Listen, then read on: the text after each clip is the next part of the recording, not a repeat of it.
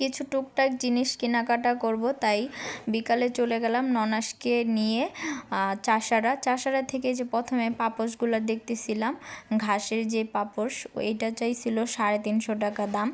তারপরে সবগুলো পাপোশ দেখলাম এখান থেকে। তারপরে এখানে দামে বনে নাই, তাই আর কি নেওয়া হয় নাই। তারপরে এখানে জুতা দেখতেছিলাম আমার জন্য, আমি এক জোড়া জুতা নিয়েছিলাম সাদা কালারের। তারপরে এখানে ছেলের জুতা দেখতেছিলাম, এই যে এই জুতাটা নিয়েছি।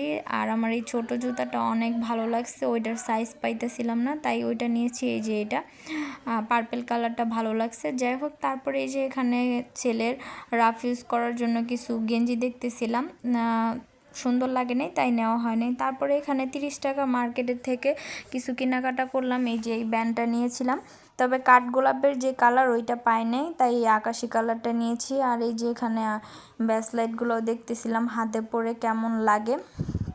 তারপরে কেনাকাটা শেষ করে ছেলের জন্য প্যান্ট কিনতে চলে গেছি। আর এই প্যান্টগুলোর প্রচুর দাম চাইতেছিল, এই গেঞ্জিগুলো 350 টাকা পিস চাইতেছিল, তাই নেওয়া হয় নাই, অন্য দোকান থেকে নিয়েছি।